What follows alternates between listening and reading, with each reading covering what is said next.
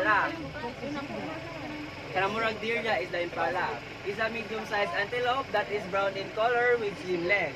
Despite of their sexy legs, they are the called fleet runners and fantastic jumpers here in the savannah, as they can run 90 kilometers per hour and can jump 3 meters in height.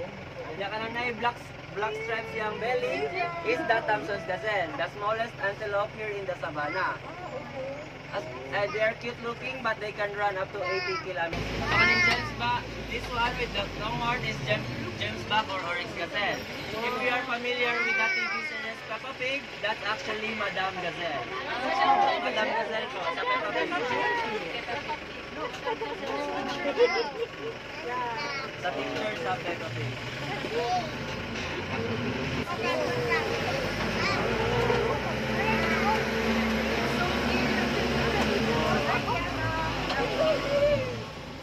So this one at the center is the water buck.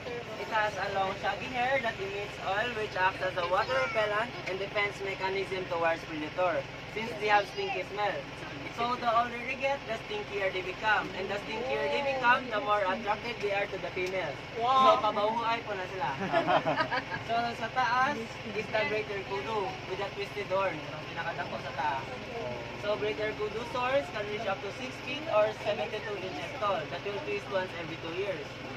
So they also became motionless when they sense danger. Mutikik sila kung mahadlok mo. So once again, water buck and greater kudu. Ay, baby water buck, 2 months old po. Ari di panganak. Gamay tayo.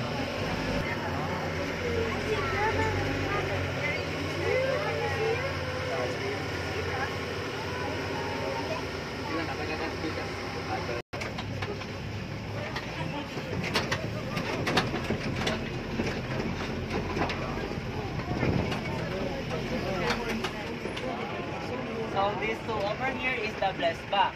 It's a reddish-brown antelope with unusual white markings on its forehead. So their skin contains melanin inside to protect them from the heat of the sun. Nani sila built-in sunscreen silang lawas po. Katong nasa loyo is the wildebeest. It's known for their blue shin coat with black mane. So they're also called as the clown in savannah due to their unusual dance move to attract females during mating season. And if you're familiar with the movie Lion King, they are the same species that accidentally killed King Mufasa due to a stampede scene. So once again, blessed buck and wildebeest.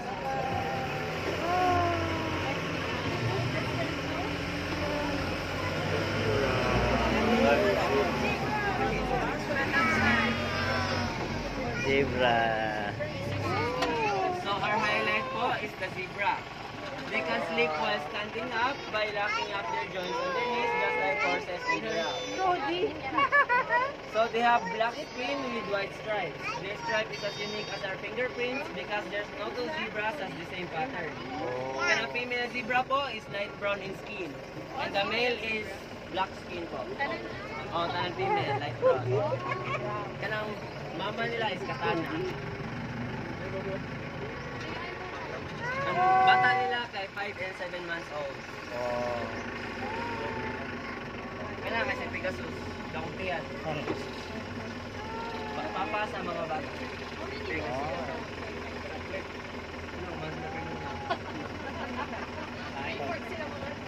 Mga 7 to 9 months.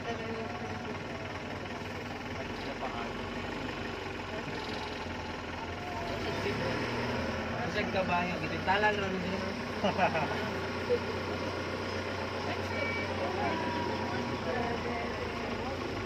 Manila papa sa Pegasus. Kanay si Maninggong. Maninggong.